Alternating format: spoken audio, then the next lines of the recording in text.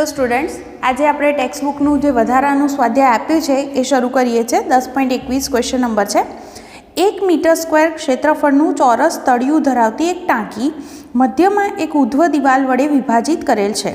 आ दीवालना तळिये एक नाना मीजागरावाळुं 20 centimetre square क्षेत्रफळनुं बारણું छे। टांकीना एक विभाग में पाणी अने बीजा में एसिडनी आपणे सापेक्ष घनता आपी है 1.7। जो सापेक्ष घनता 1.7 होय तो एनी घनता केटली थाय तो पाणीनी घनता वडे एने गुणवू पड़े, मतलब के 1.7 × 10³ किलोग्राम पर मीटर क्यूब थशे। हवे के छे बंने 4 मीटरनी ऊंचाई सुधी भरेल छे। आ बारणाने बंध राखवा माटे जरूरी बळनी गणतरी करो। जो आने आपणे थोड़ुंक विचारीए तो कंईक आवुं कहेवा मांगे छे आपणी पासे कि एक टांकी छे, टांकीनी अंदर वच्चे कंईक बारણા जेवुं छे, बराबर। अहींया आगळ આવી રીતે કંઈક બારણું છે।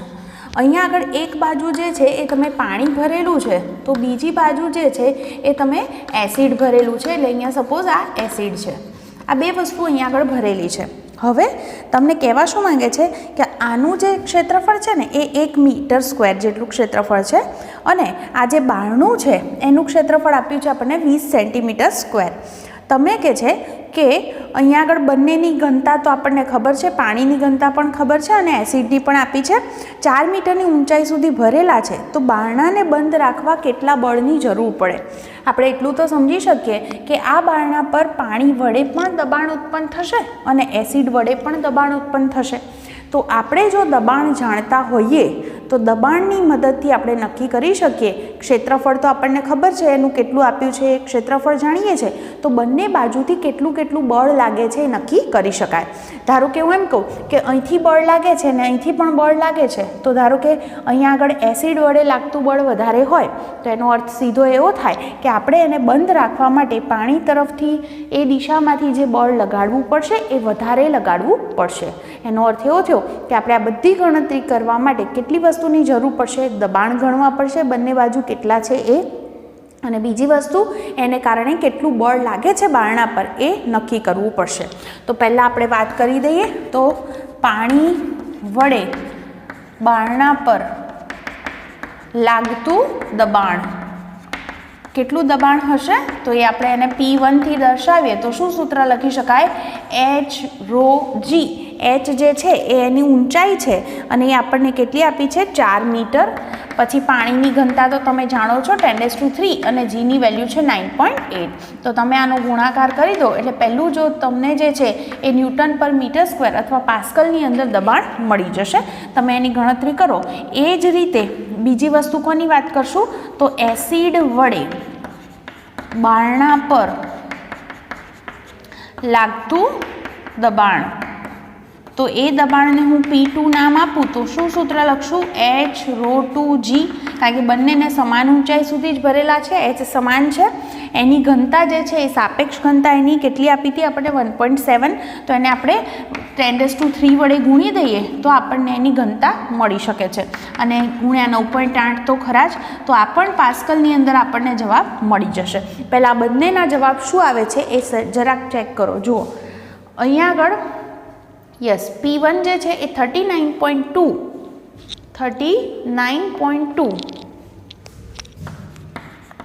અને આ છે 66.64 બરાબર।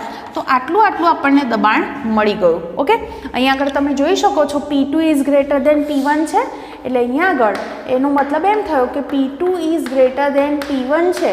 એનો અર્થ એવો થાય કે એસિડ વડે જે બળ લાગશે બારણા પર એ વધારે હશે કોના કરતાં, પાણી વડે લાગતા બળ કરતાં।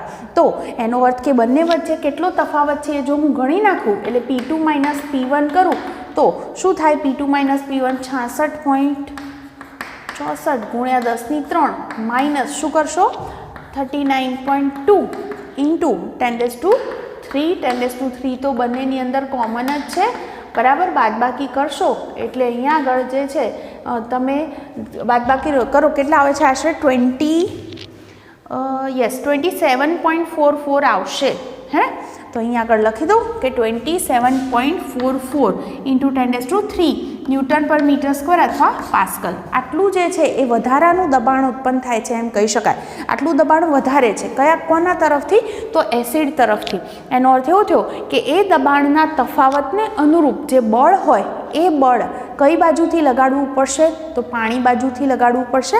તો અહીંયા આગળ લખી શકાય કે અહીં શું કરવું પડશે? બારણાને બંધ રાખવા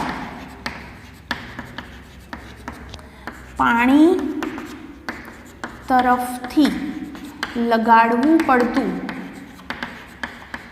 બળ F બરાબર કેટલું થશે? તો બળનો દબાણનો તફાવત ગુણ્યા ક્ષેત્રફળ. આ છે 27.44 × 10⁻³ અને ક્ષેત્રફળ બારણાનું કેટલું છે? 20 સેન્ટીમીટર સ્ક્વેર. એટલે 20 ગુણ્યા 10⁻⁴ મીટર સ્ક્વેર થઈ જશે.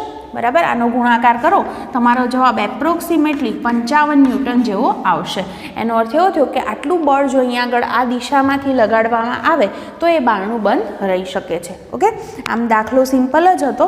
બંને બાજુથી લાગતા દબાણ અને એના પરથી કેટલું બળ લાગે છે એ આપણે આ રીતે ગણી શક્યા. ઓકે, તો આખો એને લખી લેજો. ચલો હવે નેક્સ્ટ. તો જુઓ, ખરેખર ટાંકીનું જે પાયાનું જે ક્ષેત્રફળ છે એના પર એનો કોઈ આધાર નથી એવો અર્થ થયો અહીંયા આગળ. આ જે બળ લગાડવું પડે છે તેમાં ટાંકીનું જે નીચેનું જે ભાગ હતો પાયો એના ક્ષેત્રફળ પર જવાબ આપણો આધાર રાખતો નથી એવું કહી શકાય. હવે 10.22 આકૃતિ તમને બે આપી છે એ અને બી.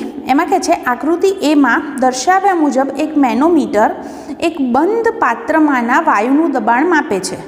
જ્યારે એક પંપ કેટલાક વાયુને બહાર કાઢે છે ત્યારે મેનોમીટર આકૃતિમાં દર્શાવ્યા બી મુજબ દબાણ માપે છે. મેનોમીટરમાં વપરાયેલ પ્રવાહી પારો છે અને વાતાવરણનું દબાણ પારાના 76 સેન્ટીમીટર જેટલું છે. તો પહેલું કહે છે બંધ પાત્રમાંના વાયુનું નિરપેક્ષ દબાણ અને ગેજ દબાણ કિસ્સા એ અને બી માટે પારાના સેન્ટીમીટરના એકમમાં શોધો. પછી એમ કહે છે તમને કે કિસ્સામાં બીમાં જો 13.6 સેન્ટીમીટર જેટલું પાણી જે પારા સાથે ન ભળતું હોય એવું મેનોમીટરના જમણા ભુજમાં રેડવામાં આવે તો સ્તંભની સપાટી કેવી રીતે બદલાશે? જુઓ, તમને અહીંયા આગળ બે આકૃતિ આપી છે. હું દોરું પહેલાં. તો પહેલી આકૃતિ જે છે આપણે જાણીએ છીએ, આને આપણે મેનોમીટર તરીકે ઓળખીએ છીએ, જેના દ્વારા આપણે જે વાયુ ભર્યો હોય એનું દબાણ આપણે નક્કી કરી શકીએ છીએ. તો પહેલી આકૃતિ એ આવી છે અને બીજી આકૃતિ જે બી આપી છે એની અંદર ખાલી એવું કર્યું, અહીંયા આગળ એક પંપ લગાવી દીધો અને એના દ્વારા અંદરથી જે હવા છે એને બહાર ખેંચવામાં આવે છે. બરાબર. તો હવેની સ્થિતિ જે છે એ કંઈક આવી છે. આની અંદર જે ભરેલું છે એને આપણે દર્શાવીએ. આકૃતિ તમે ચાલશે. બરાબર યુ આકાર નથી દોરાયો, પણ કહેવા એવું માંગે છે અહીંયા આગળ આટલું જે છે એ 20 સેન્ટીમીટર આપણને દર્શાવ્યું છે અને અહીંયા આગળ જે છે આપણને મેનોમીટરની અંદર પારો ભરેલો છે એવું આપણને દર્શાવેલું છે. ઓકે, બીજી આકૃતિની અંદર કેવી રીતે આકૃતિ આપી છે? અહીંયા આગળ ઊંચાઈ જે છે એ આટલી બતાવી, આ આપ્યું છે આપણને 18 સેન્ટીમીટર. બરાબર, આટલી સ્થિતિ આપણને આપેલી છે. તમે અહીંયા આગળ એક વસ્તુ જુઓ, આપણે જે છે બે વસ્તુની વાત કરવાની છે. અહીંયા આગળ જે છે એ આપણને પહેલી જે વાત કીધી છે, આપણે પ્રશ્ન એ વિશે અત્યારે વાત કરશું. તો પહેલું જે છે આપણને વાતાવરણનું જે દબાણ છે એ 76 સેન્ટીમીટર પારાના જેટલું લેવાનું કીધું છે. એટલે આપણને PA અથવા તમે એને P0 પણ લખી શકો છો. એ આપણને આટલું આપેલું છે. તમે આકૃતિ એ અને બી બંને જુઓ, તમને એની અંદર બે દબાણ શોધવાના કીધા છે. ગેજ દબાણ પણ શોધવાનું કહે છે અને નિરપેક્ષ દબાણ પણ શોધવાનું કહે છે. ધ્યાનથી જુઓ અહીંયા આગળ આ આકૃતિ. દાખલા તરીકે આપણે એમ કહીએ અહીંયા આગળ આ છેડો વાયુ સાથે જોડેલો છે. આ બિંદુ આગળનું દબાણ અને આ બિંદુ આગળનું દબાણ આપણે જાણીએ છીએ કેવું હોય? સમાન હોય. તો આ સ્થાને દબાણ શું હોય? તો અહીંથી વાતાવરણનું દબાણ PA પ્લસ H જેટલું. તો એના પરથી આટલી જે ઊંચાઈ છે, પારો ભરેલો છે, તો પારાના સ્તંભની ઊંચાઈ 20 સેન્ટીમીટર છે. એટલે લખી શકો PA plus 20 centimetre of HG. આટલું દબાણ જે છે એ તમને અહીંયા આગળ મળશે. બરાબર. જ્યારે આ સ્થિતિની અંદર તમે જુઓ છો ધ્યાનથી, તો થયું શું? અહીંથી પંપ દ્વારા થોડોક જે વાયુ છે અંદરથી બહાર કાઢી લીધો. તો એ સ્થિતિમાં અહીંયા જુઓ પારો આટલો નીચે ઉતરે છે. એનો સીધો મતલબ એમ થાય કે આ બિંદુ આગળ દબાણ જે હોય એ વાતાવરણના દબાણ જેટલું હોય. અને આપણે જાણીએ છીએ કે જુઓ, સપાટી પર, દરિયાની સપાટી પર આપણે વાત કરીએ તો આપણે એમ કહીએ છીએ વાતાવરણ જેટલું દબાણ હોય. ત્યાંથી તમે એમ ઉપર જતા જાઓ એમ દબાણ શું થતું જાય છે? ઘટતું જાય છે, હે ને? તો એવી રીતે તમે વિચારો તો એનો અર્થ એવો થાય કે અહીંયા આગળ આ પોઈન્ટ આગળ દબાણ કેવું હશે? તો અહીંયા વાતાવરણનું દબાણ હોય એના કરતાં ઓછું. જેમ ઉપર જઈએ, જેમ અહીંયા શું થયું જુઓ, આ પોઈન્ટ આગળ દબાણ કેટલું થયું? PA પ્લસ H રોજી. આ H જેટલી ઊંચાઈના સ્તંભને લીધે પાછું H રોજી ઉમેરાય છે. જ્યારે આની અંદર શું થશે? અહીંયા આગળ આ પોઈન્ટ, અહીંયા વાતાવરણનું દબાણ થાય તો અહીંયા આગળ શું થાય? એના કરતાં આ પોઈન્ટ આગળ ગણીએ તો કેવું થશે? ઓછું થશે. કેટલું? આટલા સ્તંભ જેટલું. તો અહીંયા આગળ આ વસ્તુનો આપણે અહીંયા આગળ ઉપયોગ કરવાનો છે. તો એની મદદથી આપણે બંને દબાણ, નિરપેક્ષ દબાણ અને ગેજ દબાણ બંને શોધી કાઢીશું પ્રશ્ન એની અંદર. અને પછી પ્રશ્ન બીની અંદર આપણે બાકીની જે ગણતરી કરવાની કીધી છે એ પણ લખતા જઈએ. બરાબર? તો જુઓ, પહેલું જે હું વાત કરું તો અહીંયા આગળ લખી શકાય કે આકૃતિ એમાં દબાણ P કેવું છે? વાતાવરણના દબાણ કરતાં વધારે છે. તો એ કેટલું વધારે હશે? તો P બરાબર શું લખી શકો? PA પ્લસ H રોજી. PA એટલે આપણે જાણીએ છીએ કેટલું લેવાનું કીધું છે? 76 સેન્ટીમીટર ઓફ HG પ્લસ અહીંયા H રો G. તો આપણે H રો અને જીની કિંમત મૂકીને ગણતરી કરીએ તો 20 સેન્ટીમીટર જેટલી આ પારાના સ્તંભની ઊંચાઈ જ છે. એટલે તમારો જે જવાબ છે એ પારાના સ્તંભની ઊંચાઈના સંદર્ભમાં લખીએ તો 20 સેન્ટીમીટર ઓફ HG જ આવશે. એનો અર્થ કે આ સરવાળો શું થયો? 96 સેન્ટીમીટર ઓફ HG. આટલો આપણને જવાબ મળે.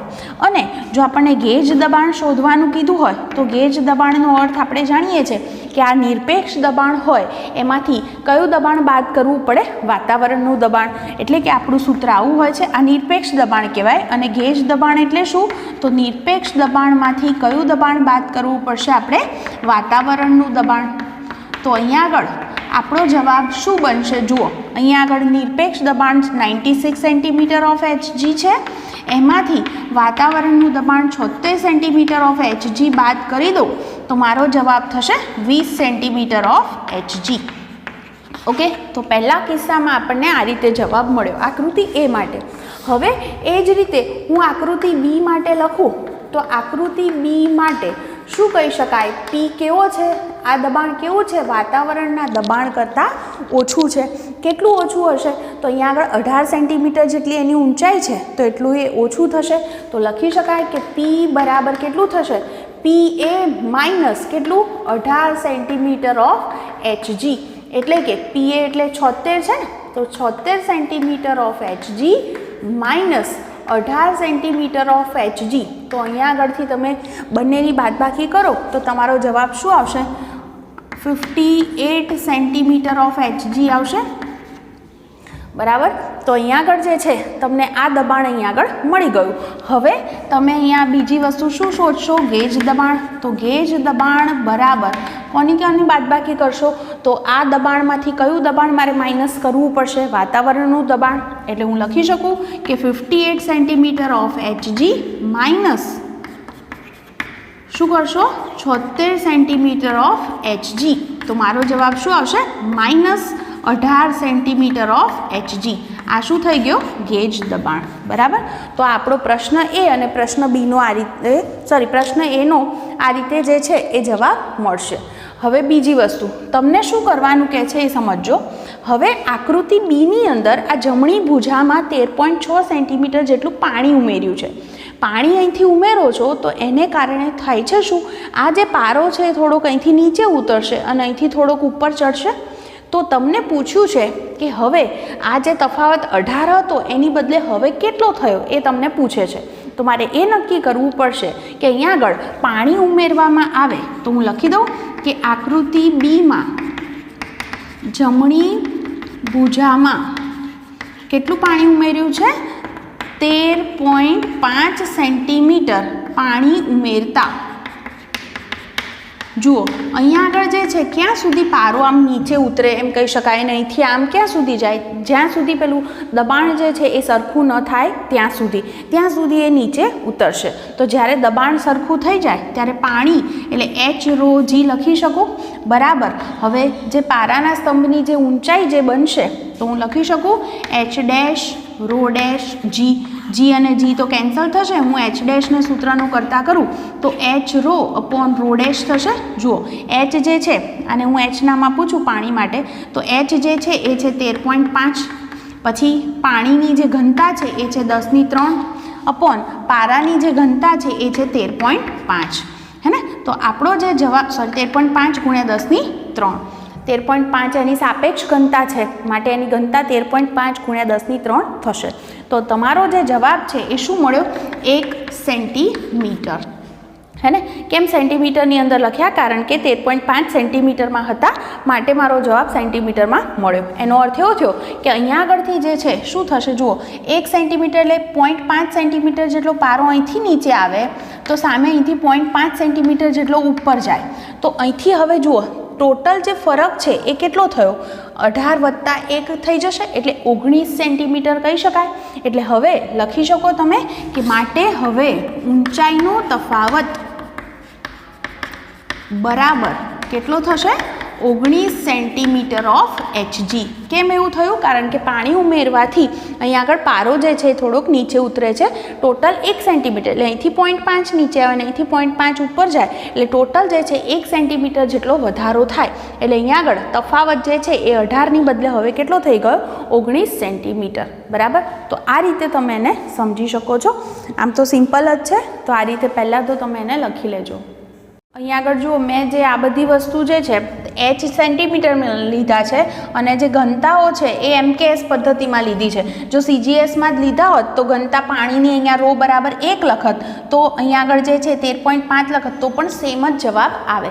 જવાબમાં કોઈ ફરક પડવાનો નથી. બરાબર. આ રીતે તમે એને લખી શકો છો. હવે એના પછીના દાખલા પર જઈએ. જુઓ શું કહે છે હવે એના પછીનો દાખલો આપણને? એમાં થોડીક સમજવાની જ વસ્તુ છે કે બે પાત્ર છે એના તળિયા સમાન ક્ષેત્રફળ પરંતુ જુદા આકારના છે. બંને પાત્રમાં સમાન ઊંચાઈ સુધી પાણી ભરવામાં આવે છે. ભરવા માટે પ્રથમ પાત્રમાં બીજા કરતાં બમણા કદનું પાણી જોઈએ છે. કારણ કે આકાર જુદા છે માટે બંનેમાં અલગ અલગ કદનું પાણી જોઈએ છે એવું કીધું. બે કિસ્સામાં પાણી વડે તળિયા પર લાગતું બળ સમાન હશે? પહેલું પૂછે છે. જો તેમ હોય તો સમાન ઊંચાઈ સુધી પાણી ભરેલા પાત્ર વજન માપક પર કેમ જુદા જુદા અવલોકન દર્શાવે છે? તમને કંઈક એવું કહેવા માંગે છે કે જુઓ દાખલા તરીકે બે પાત્ર છે તો આ એક પાત્રનું તળિયું આવું હોય તો બીજાનું પણ આવું જ હોય. કેમ? કારણ કે બંનેના આ ક્ષેત્રફળ સમાન છે એવું કીધા છે. હવે તમને અહીંયા કહે છે એ પ્રમાણે બંનેના આકાર જુદા જુદા છે તો હું આવું વિચારીશ. કેમ આવું વિચારું છું? કે એકનો આકાર આવો છે તો બીજાનો જે આકાર છે એ આવો બનશે. કેમ આવું દોર્યું એનું કારણ સમજાવું. કારણ કે બંનેમાં સમાન ઊંચાઈ સુધી પાણી ભરવાનું છે તો ઊંચાઈ સમાન કરવા માટે આ વસ્તુ તો જ શક્ય બનશે. બરાબર. કારણ કે બંનેમાં આડછેદનું ક્ષેત્રફળ એ કેવું છે? સમાન છે એવું આપણને કહી દીધું છે. હવે તમને કહે છે કે બંનેમાં જે બળ હશે એ બળ સમાન હશે આવું પહેલાં તો પ્રશ્નની અંદર પૂછ્યું છે. તમે અહીંયા આગળ જુઓ કે અહીંયા આગળ ક્ષેત્રફળ તો આપણને સમાન કીધું છે, ઊંચાઈ પણ સમાન છે તો દબાણ જે છે એ પણ સમાન જ ઉત્પન્ન થશે. P = H⍴G. હે ને? જો H સમાન છે તો એનો અર્થ એવો થયો કે અહીંયા આગળ દબાણ પણ સમાન થશે. દબાણ અને ક્ષેત્રફળ બંને જો સમાન હોય તો બળ પણ સમાન જ થાય. કારણ દબાણ બરાબર બળ ભાગ્યા ક્ષેત્રફળ. તો દબાણ સરખું છે, ક્ષેત્રફળ સરખું છે માટે બળ પણ સમાન જ લાગશે. તો પહેલો તો આટલો ઉલ્લેખ કરી શકો છો તમે અહીંયા આગળ કે બંનેમાં પાણીના સ્તંભની ઊંચાઈ H સમાન છે માટે બંને વડે આ પાત્રની જે તળિયું છે એના પર લાગતા દબાણ પણ સમાન જ હશે. આ બંને બિંદુ આગળ દબાણ કેવા હશે? સમાન. અને તળિયાના ક્ષેત્રફળ પણ સમાન હોવાથી બળ પણ કેવું લાગશે? સમાન જ લાગશે. ઓકે. એટલે બળ સમાન લાગે છે પછી એમ કહે છે તો વજન કેમ જુદું જુદું મપાય છે એનું કારણ સમજાવો.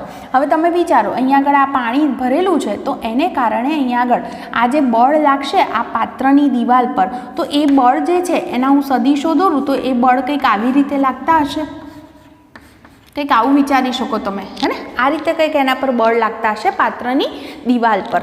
તો બળ જે છે તો એના બે પરસ્પર લંબ ઘટક મળે. જુઓ, એક ઘટક જે છે એ હું દર્શાવું તો એક ઘટક આમ થયો અને એક ઘટક આમ થયો.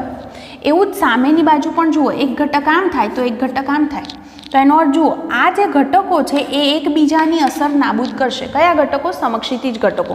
પણ આ શિરોલંબ ઘટકો છે એ પરિણામી જે છે એ પહેલી આકૃતિમાં તમે જોઈ શકો છો કઈ બાજુ મળશે? નીચે તરફ. એટલે એનો અર્થ એવો થયો કે અહીંયા આગળ લાગતું જે બળ છે એના કયા ઘટકો છે? શિરોલંબ ઘટકો હાજર હશે અને કઈ તરફ હશે? નીચે તરફ હશે. તો એ શિરોલંબ ઘટકોને કારણે થવાનું શું અહીંયા આગળ કે જ્યારે તમે બંને આકૃતિની અંદર સરખામણી કરશો તો તમને કીધું છે એ પ્રમાણે અહીંયા જે કદ છે એના કરતાં અહીંયા કદ ડબલ છે. તો એને કારણે બળ જે છે એ પણ વધારે લગાડશે. કયા ઘટકો દ્વારા? એના શિરોલંબ ઘટકો દ્વારા. તો પરિણામે શું કહી શકાય? અહીંયા આગળ અલગ અલગ લાગવાને કારણે અહીંયા આગળ જ્યારે માપન કરશો તમે વજન કાંટા પર ત્યારે એ વજન અલગ અલગ દર્શાવે છે. આ રીતે તમે એને સમજાવી શકો છો. ઓકે, ચલો પછી એના પછીનો ક્વેશ્ચન જોઈએ 24. ચલો શું કહે છે 24 ક્વેશ્ચનની અંદર કે લોહી ચડાવવાની એક પ્રક્રિયામાં 100-2000 પાસ્કલ ગેજ દબાણ હોય તેવી શીરામાં દાખલ કરેલ છે. લોહી ભરેલું પાત્ર કેટલી ઊંચાઈ સુધી મૂકવું જોઈએ કે જેથી લોહી શીરામાં દાખલ થવાની શરૂઆત થાય? સંપૂર્ણ લોહીની ઘનતા છે એ કોષ્ટકમાંથી તમારે લેવાની છે. જુઓ, અહીંયા આગળ એક વસ્તુ છે કે તમે જોયું હશે કે જ્યારે આપણને પણ કોઈ પણ બોટલ જ્યારે લોહીની ચડાવે છે ત્યારે એને અમુક ઊંચાઈ સુધી પકડી રાખે છે અને પછી એને આપણા શરીરની અંદર દાખલ કરે છે ને. લોહી જે છે એ શીરાની અંદર એવી રીતે દાખલ કરતા હોય છે. તો એને કેટલી ઊંચાઈ સુધી પકડવું જોઈએ? કેટલું દબાણ જોઈએ છે? 2000 પાસ્કલ. ગેજ દબાણ એટલે તમે જાણો છો નિરપેક્ષ દબાણમાંથી વાતાવરણનું દબાણ બાદ કરી દેવાનું. નિરપેક્ષ દબાણ એટલે PA + H ρg. તો એમાંથી તમે વાતાવરણનું દબાણ PA બાદ કરી દો તો આપણી પાસે ગેજ દબાણ બરાબર શું સૂત્ર બને? ગેજ દબાણ P બરાબર શું સૂત્ર બને? H ρg. બસ, તો એમાંથી Hને સૂત્રનો કરતા કરવાનો છે. તમને દબાણ જે છે એ 2000 આપેલું છે. લોહીની જે ઘનતા છે એ પણ તમે અહીંયા આગળથી લઈ શકો છો કોષ્ટકમાંથી અને એને G વડે ભાગી દેશો. જુઓ ને કેટલી છે? એ લગભગ છે 1.06 × 10⁻³ 1.06 × 10⁻³ બરાબર. અને G 9.8 તો ખરા જ. તો અહીંયા આગળથી તમે કિંમતો મૂકશો તો તમારો જે આન્સર છે એ ઓલમોસ્ટ 0.198 એટલે એપ્રોક્સિમેટલી કહું તો 0.2 મીટર આટલો મળશે. બરાબર. તો આટલી ઊંચાઈએ એને મૂકવું જોઈએ જેથી આટલું દબાણ જે છે એ અંદર સહન કરી શકશે. ઓકે, ચલો હવે 10.25 એની અંદર શું કીધું છે આપણને? એમ કે છે કે બર્નૂલીનું સમીકરણ સાધિત કરવામાં એટલે મેળવવામાં આપણે તરલ પર થયેલા કાર્યની તેની સ્થિતિ ઉર્જા અને ગતિ ઉર્જાના ફેરફાર સાથે સરખાવેલ છે. પહેલું કહે છે સ્તરીય વહન રહે તે માટે લોહીના વહનનું મહત્તમ સરેરાશ વેગ 2 × 10⁻³ મીટર વ્યાસની ધમનીમાંથી કેટલો હશે? એટલે વહન કેવું જોઈએ છે? સ્તરીય. એનો અર્થ એવો થયો કે રેનોલ્ડ અંક કેટલો લેવો પડશે મારે? 2000. તો એના માટે તમને કહે છે કે મહત્તમ વેગ એટલે V મેક્સિમમ કેટલો જોઈશે? તો આપણે રેનોલ્ડ અંકનું સૂત્રનો ઉપયોગ કરવો પડશે અને એમાંથી Vને સૂત્રનો કરતા કરવાનો છે. પછી કહે છે તરલનો વેગ વધે તેમ ઉર્જા વ્યય કરનાર બળો મહત્ત્વના બને છે.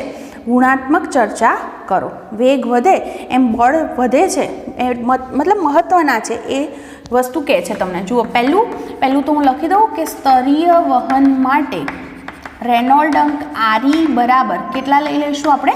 2000. ઓકે, બીજું જે છે એ તમને શું આપ્યું છે? વ્યાસ આપેલો છે. કેટલો? D. વ્યાસ D બરાબર 2 × 10⁻³ મીટર. આટલી વસ્તુ તમને ખબર છે. હવે તમારે શોધવો છે શું? V maximum. તો હું એક કામ કરીશ કે મારી પાસે જે સૂત્ર છે રેનોલ્ડ અંક એનો હું ઉપયોગ કરીશ. કયું? RE બરાબર ρVD/η. ρVD/η अपॉन ईटा। तो आना परथी આપણે વાત કરશું તો જો હું વીને સૂત્રનો કરતા કરું તો વી મેક્સિમમ બરાબર eta R E upon rho into D થશે। તમે અહીંયા આગળ શાંતા ગુણાંકની બધી માહિતી જે છે કોષ્ટક પરથી લખી શકો છો। જેમ હમણાં આપણે ઘનતા જે છે લોહીની એ અગાઉ કોષ્ટક આપ્યું છે એમાંથી શોધીને લખી એ રીતે બધી જ કિંમતો લખી લેશો તો તમારો જવાબ જે છે એ મળી જશે। ડી જે છે એ 2 × 10⁻³ મીટર લેવાનો છે અને આ ઘનતા શું હતી 1.06 હતી આઈ થિંક, બરાબર। અને ઈટા કેટલો છે જુઓ ને, ઈટાની વેલ્યુ જે છે એ 2.084 છે, 2.084। ઓકે, તો અહીંયા આગળથી જ્યારે વી મેક્સિમમ ગણતરી કરો તો તમને જે જવાબ છે એ ઓલમોસ્ટ મળે છે 0.98 મીટર પર સેકન્ડ, 0.98 મીટર પર સેકન્ડ। તો જુઓ તમને વીની કિંમત મળી ગઈ છે। તો હવે 1 સેકન્ડમાં બહાર આવતું જે તરલ છે એનું કદ, તો આવું લખીએ કે 1 સેકન્ડમાં બહાર નીકળતા તરલનું કદ, અથવા આપણે એને વહનનો દર પણ બોલીએ છીએ। તો વહનનો દર બરાબર શું સૂત્ર છે આપણી પાસે, A × V, એ એટલે ક્ષેત્રફળ, ક્ષેત્રફળ એટલે πr² લખી શકો છો।